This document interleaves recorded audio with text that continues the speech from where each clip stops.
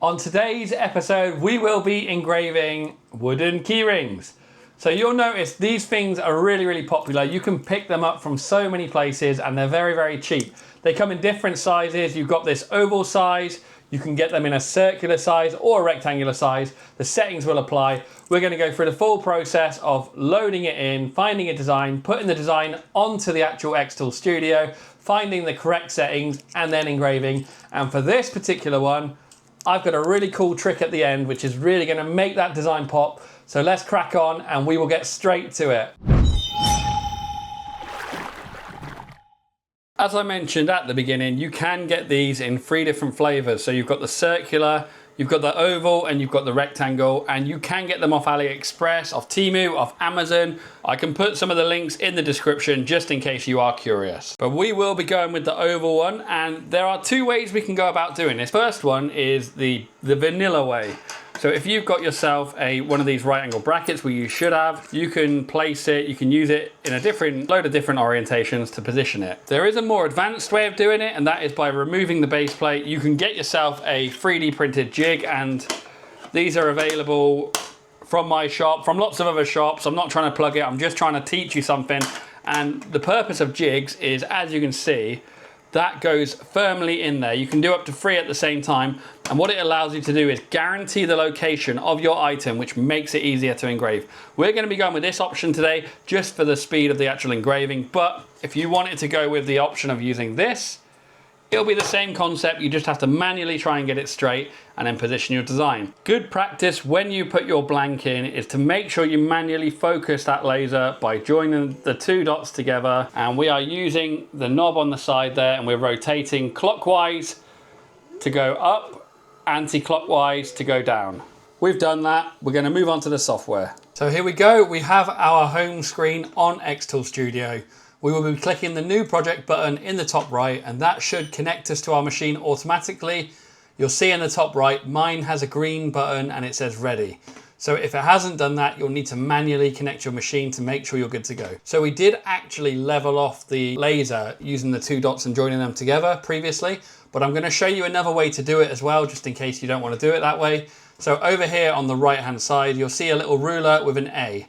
That is the auto measure button. So we'll click that now. And what will be happening behind me is it will be taking a reading, the lights go dark, and then it should update the picture in the background with a now leveled and focused laser head onto our blank, as you can see right there, which is great. One other thing to say is if you do want to adjust your blank, just click the camera and it will re-update the image.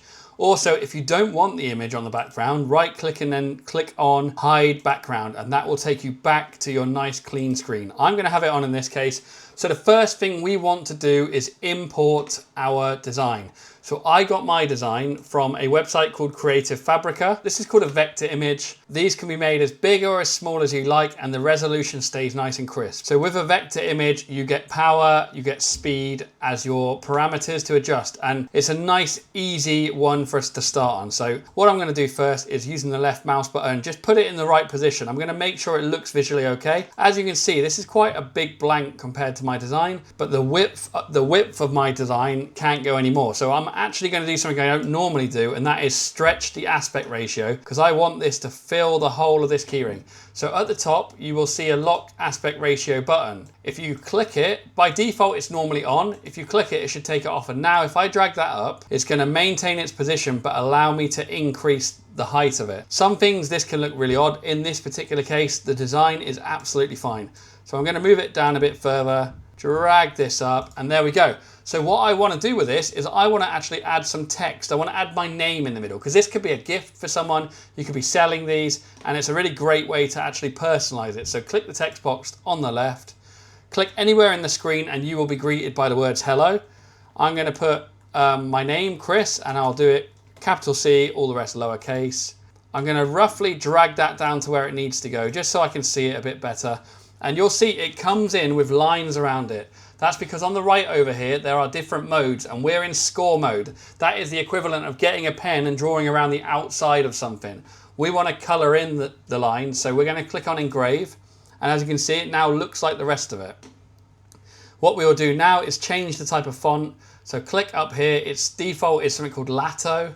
click on the arrow, and on the left hand side you should see a number of different fonts, and if you hover over them it will update to something that looks similar. So I came across this one earlier, Aldrich, and I actually think it looks quite nice, so I'm going to be going on that one.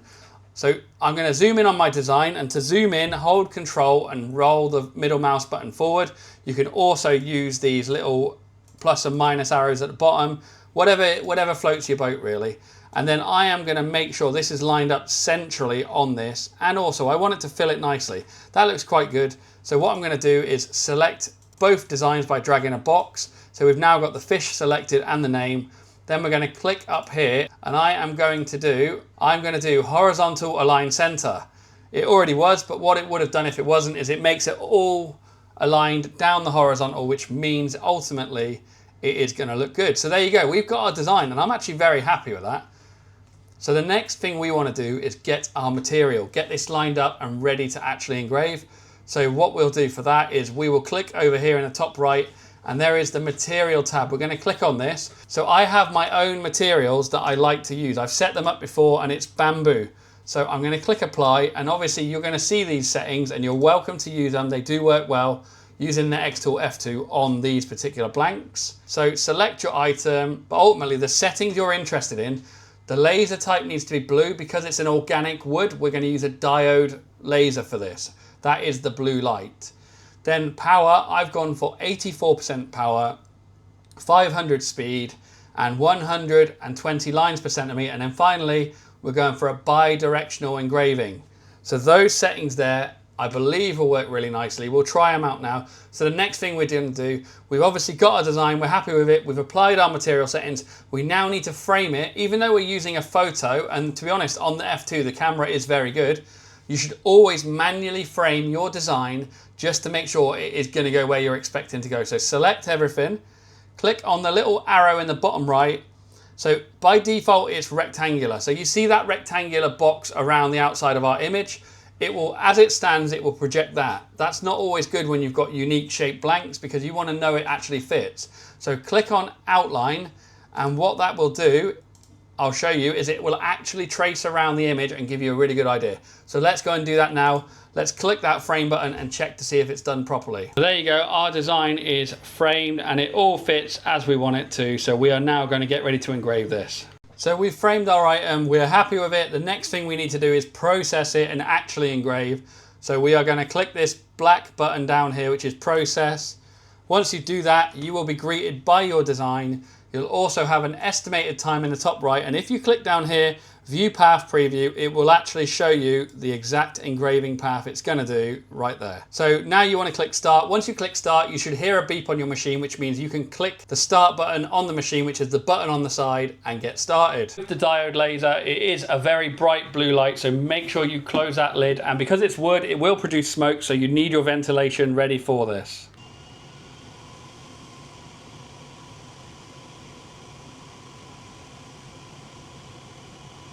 So I promised you a little trick at the end, and I'm going to show you it now. So we have engraved it, and that's come out really, really nice, as you can see. But we can do one better here. We can do a score around the outline of everything and really make it pop. So let me show you how to set that one up. As I said, it looks great, but we're going to go on to the next step now. This is to make your wooden engravings pop. This works really well with vector images. So select everything, and once you've done that, I want you to select score.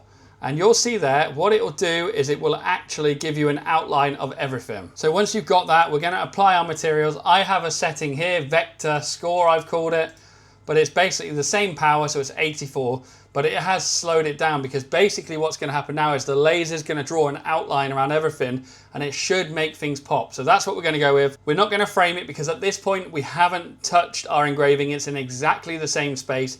That is really important. We're just going to click process. We are going to click start, and as you can see, this will be 4 seconds, very quick. We'll click start, and then let's do this. There you go. I'm showing you the finished product right now. So we've engraved it, we've scored it. It really didn't take long to do, and you've got so much versatility with this. So I hope you've learned something new today. Thank you very, very much for watching. And as I've said before, check out our Facebook community groups where we share all of our settings. Also subscribe to the channel so you don't miss any of these videos. And thank you very much for watching once again. I hope you've learned something new, and let's move on to the next one.